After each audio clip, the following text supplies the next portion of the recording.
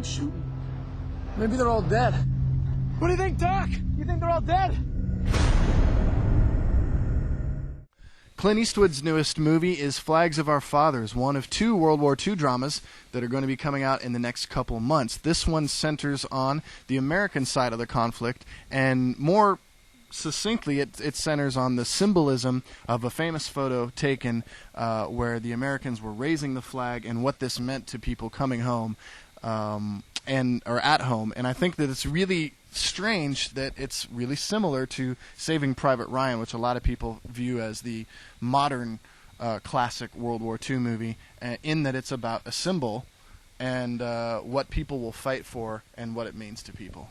And when this film is executive produced by Steven Spielberg, which is kind of interesting, being that he's kind of got the definitive work on this. But I think the acting performances are really great in this film, and I think structurally there's a lot of problems, and I think you can elaborate a bit on your feelings about that. But I really felt like what held this film together, what made it interesting, and in the end what I think makes it a really good film is the really great moments that are the result of really good acting. I thought that Adam Beach, who plays Ira Hayes, and Ryan Phillippe's character were both really outstanding. Now, this picture, people went crazy over it. The country was tired of war. One photo, almost all on its own, turned that around. Can we just ban old people actors from movies? Would you rather have Gina Davis in League of Their Own, though? Like, seriously, do you want your regular actors in, like, No, I horrible, heavy don't. plastic? I don't want any old people at all. That's what I'm saying. Because sometimes it's just ridiculous. Now, that's kind of ridiculous. Although Winona Ryder and Edward Scissorhands, that was really bad old people makeup. Scissors. But I mean, you know, you got the old people in Saving Private Ryan framing the movie. You got the old people in this movie. I understand fathers, sons, everything, but it takes me out of the movie. And again, I didn't like it. It's an effective device. I see why you use it. I see why it's relevant now to tell stories about as these guys are dying. This era of guys, their stories are important to be told, and I understand why the device works. But I say to you, would you rather have the Fangora plaster cast facial Mrs. Doubtfire? You know what I want? On? You know what I want? I want photos like they showed at the end of the movie of the real people. That's what I want to bring me into reality. I don't think I need the oldie actors.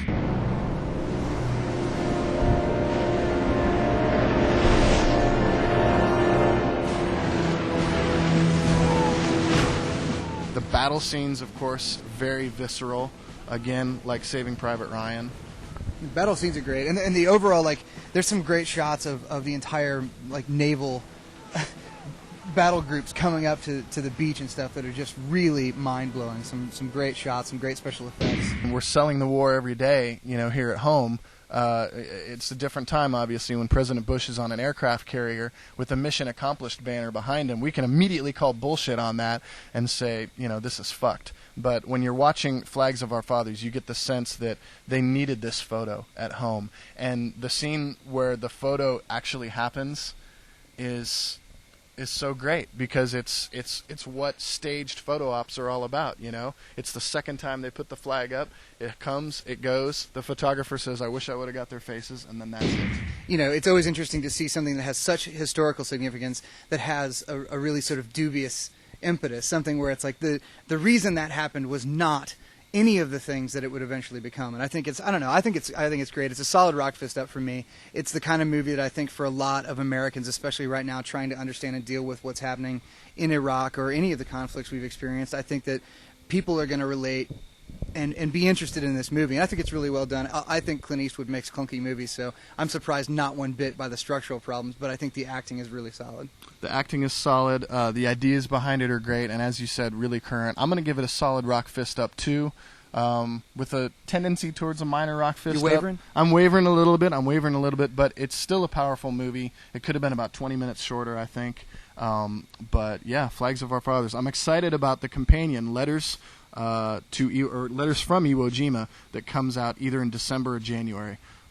So, yeah, excited about that one. So JD agrees with me. Out with the oldies, in with the photos. What do you think, Maya?